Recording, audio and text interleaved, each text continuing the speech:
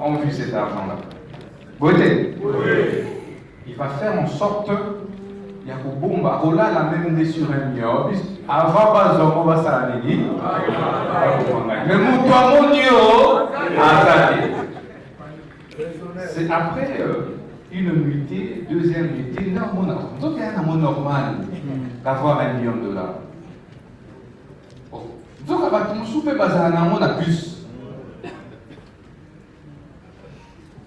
Mais enfin, c'est, observez bien, tous ceux qui ont gagné des millions, des milliards,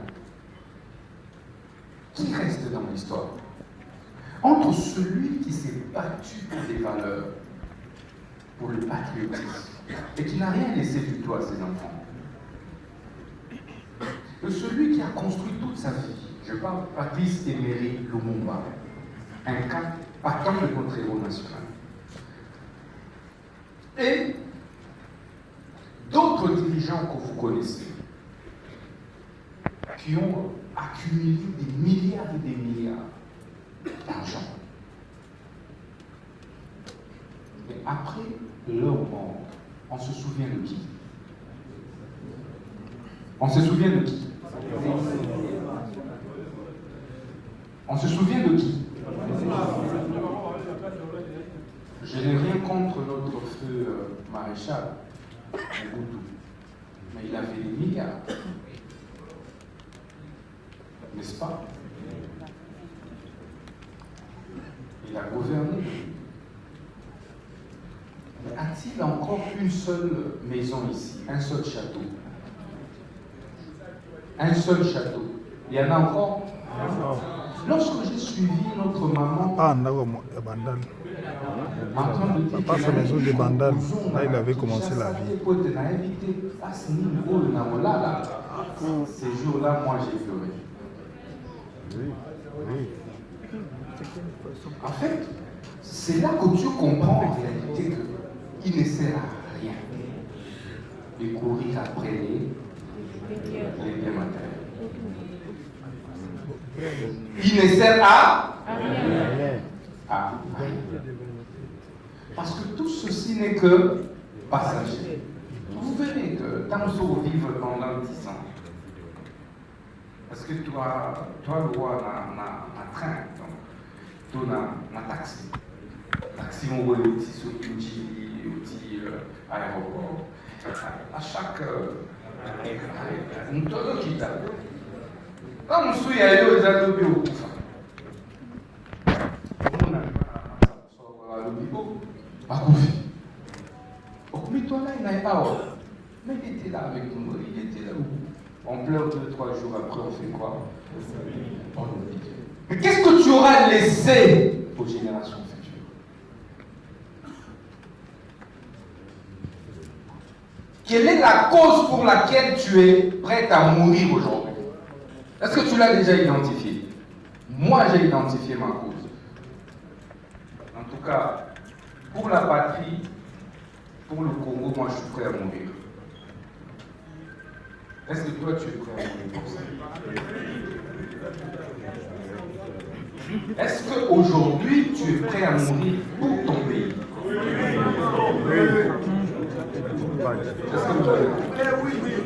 Est-ce que tu es prêt à mourir pour ça? Est-ce que les lots se voient au son maillot? Ambon, Okotaï, Mbokati.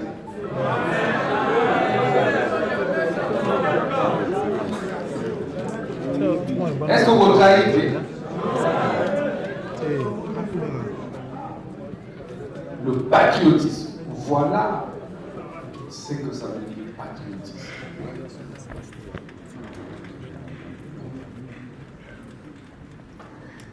Ceux qui nous ont aidés à obtenir les indépendances, ce sont ceux qui voyaient loin. Bateau Baokai Kokunda, Ponamboka, Kokufa. Lumumba est mort à 36 ans. Je regarde même les discours qu'il élaborait. Mais est-ce qu'aujourd'hui, un jeune de 36 ans peut encore penser comme ça? À compter à bout. Il n'avait que 30 ans. Est-ce que Bota l'a été? Il avait quel âge? Il dit, je sais que je vais mourir. Il adresse une correspondance, une lettre à sa femme. Je sais que je pars, je ne reviendrai. Mais dites aux enfants.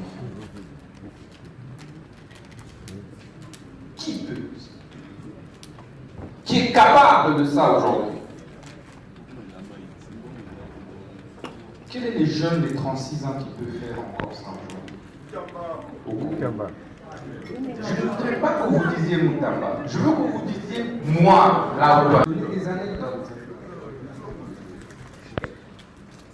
Je me rappelle, quand on me nomme, tout le monde qui arrive chez moi, on dit non, non, ici, une autorité ne peut pas rester.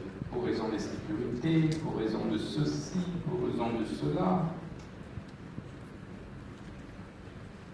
Mais ma réponse était, est-ce que quand tu habites, pour ceux qui aiment bien Gombe, quand tu habites à Gombe, aux Alana Barret, Moussousou, Kemuto, Azolala, Namatete. Hein? Nazogate. Donc, Barret, les Alana différents. Bon, si vous, le Boutou et Amopé, les Alana différents.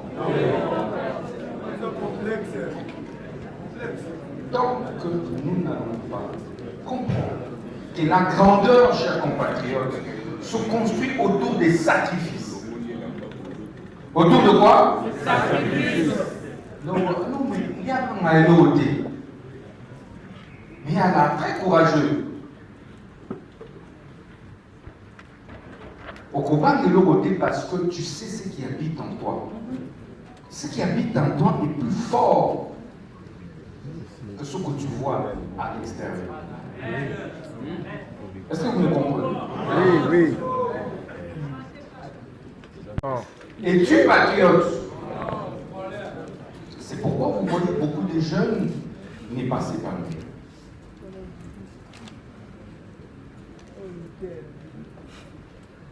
Parce que on te cantonne dans les miettes liées à ces macabre. On a une activité pour c'est un transport. Et ça, un transport. Mais on va te donner des transports. Mais c'est combien? 5 000 francs. Tu vends ton indépendance d'esprit pour 5 000 francs. Il y a des membres de nos familles, des membres de sociétés, qui pensent que quand on est à une fonction, c'est pour l'éternité. C'est des gens qui sont généralement surpris, désagréables. Mais moi, je suis un homme préparé.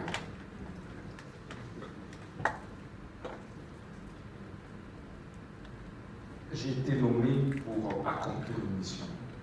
Amen. J'accomplis ma mission, j'attends que le boss, le chef de l'État, décide de la suite. Du coup, je garde une indépendance très forte d'esprit. Donc, lorsque le chef me dit il faut réformer, je fais quoi? Je ne négocie pas. Et c'est là que la jeunesse rwandaise là, a pris de l'ascendant sur nous. Parce que pour les lucres, nous sommes prêts, nous, à nous attaquer à notre propre patrie. Dites-moi, avez-vous déjà vu sur les réseaux sociaux les jeunes Rwandais s'attaquer à leur président Kagame? Non, jamais. Vous avez déjà vu ça? Non. Non. Est-ce que vous avez déjà vu ça? Non. Mais entre leur président et notre président, qui est plus démocrate? Qui est plus démocrate?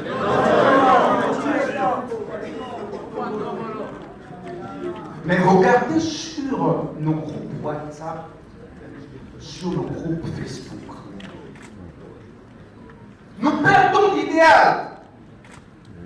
Tu passes ton temps à critiquer le président parce qu'il s'appelle Tshisekedi Tshilombo. Et tu joues les jeux de l'ennemi.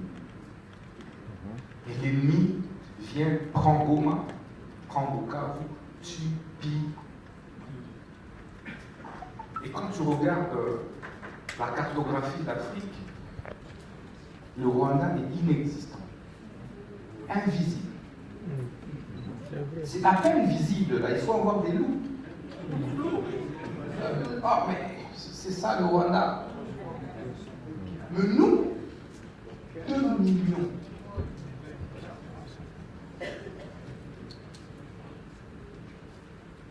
Plus de 120 000.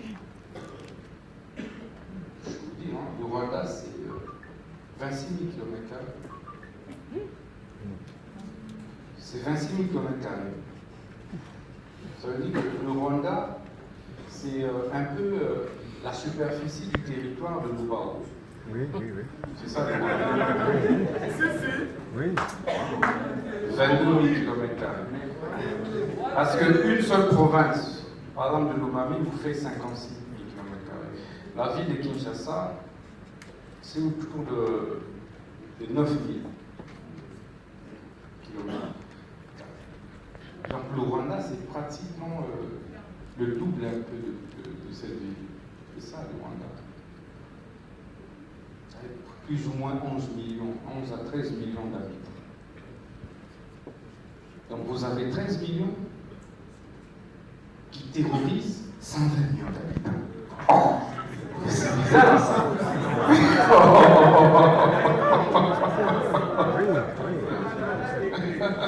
Avec un potentiel minier extraordinaire. L'un des meilleurs producteurs de cuivre, producteurs de diamants, producteurs de cobalt, coltan, tout ce que vous connaissez or, ici. Vous verrez que c'est toujours l'un des premiers pays producteurs. En Afrique, premier, au monde quatrième, c'est toujours comme ça. Au monde premier. Mais vous allez au Rwanda, vous ne trouvez pas du tout de ressources. Est-ce que vous concevez ça?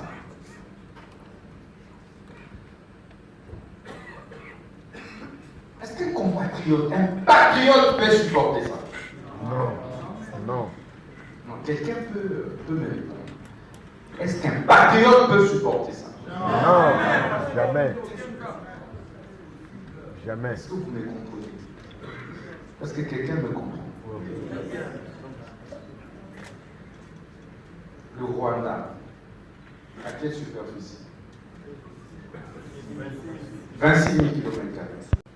On dirait des gens dans ce pays. Ah bah Kamita, tout ça. En 60, nos pères d'indépendance pouvaient supporter ça. Non. Vous voyez qu'à Savou, vous supportez ça? Non. Mais comment? Pourquoi nous ne laissons-nous corrompre par le bien matériel?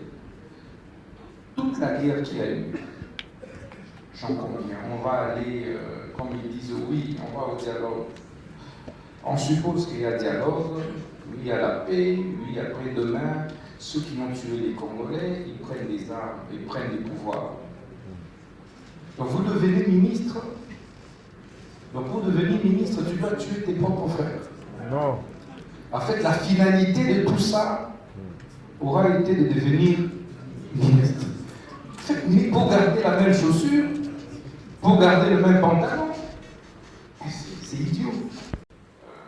Sylvain, soit José, soit Ivan, soit David, soit Élie, soit Jonathan.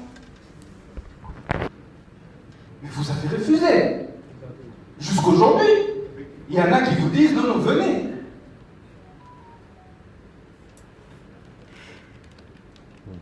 Croyez-moi, là où ils sont, ils vous envient. Ils nous envient. Oui. Croyez-moi, il ne se passe pas une nuit sans que eux, du fond de leur cœur, regrettent amèrement leurs actes. Parce qu'il n'y a pas une puissance, une force qui dépasse le patriotisme. Et il y a un philosophe qui dit la meilleure victoire des hommes, c'est celle sur soi-même. Est-ce que vous le savez? La meilleure victoire, c'est la victoire sur soi-même. Vous devez vous vaincre d'abord vous-même. Vous vaincre vous-même, ça veut dire aller au-delà des biens matériels. N'est-ce pas la Bible dit cherchez d'abord le royaume sûr. Et le reste viendra après. Et le reste, en fait, vous pensez que c'est un hasard. Non. Et c'est toute une phrase philosophique. Ça veut dire quoi? Cherchez d'abord à préserver la patrie. Le reste vous sera donné gratuitement. C'est déjà un acquis. Imaginez que nous soyons en paix. Imaginez un seul instant que nous soyons en paix. Et qu'il y a des industries qui arrivent au pays. Il y a des entreprises qui sont créées. Est-ce qu'un seul jeune va manquer de l'emploi dans notre pays? Non. Chers amis, aucun jeune ne va chômer ici. Il y a tellement de potentiel. Mais nous-mêmes, nous allons nous vendre à vil prix. Parce qu'on veut immédiatement devenir riche. On ne court pas après la richesse. Est-ce que vous m'avez compris? Oui. À partir d'aujourd'hui, renonce à l'envie charnelle, à l'envie du matériel. Faites le constat, quand tu étais étudiant, tu n'avais rien. Il y a même des copines des classes qui ne pouvaient pas t'approcher, n'est-ce pas? Au mégo dragué ou à fingu, maman n'est-ce pas? Mais toi, tu étais concentré à chercher d'abord le royaume de Dieu. Voilà, à bosser dur. N'est-ce pas? À faire quoi? Et puis 5 ans après, puisque tu t'étais bien comporté, tu as bien fait tes études, on t'a recruté à un bon endroit. Et te voilà, stable dans la vie sociale. Et puis tu croises comme par hasard la jeune dame qui t'avait insulté hier parce que tu lui avais dit je t'aime. N'est-ce pas? Cette jeune dame, tu la croises dans un carrefour ou arrête. Nous avons des petits cigares vitres, non? Ok, madame, je peux vous aider, s'il vous plaît?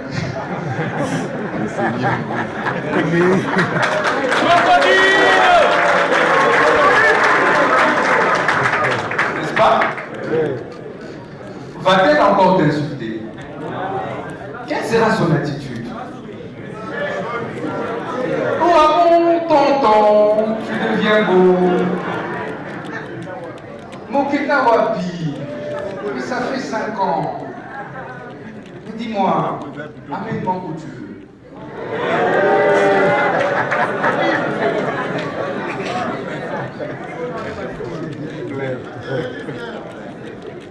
Voilà le sort des matérialistes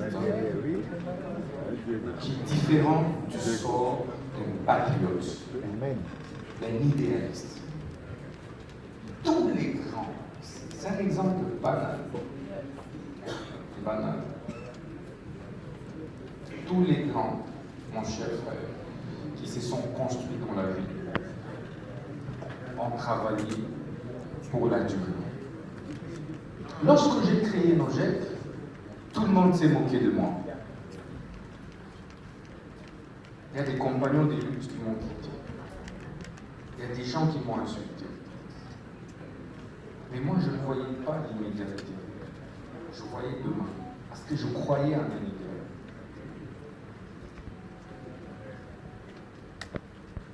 Et cet idéal finit par payer.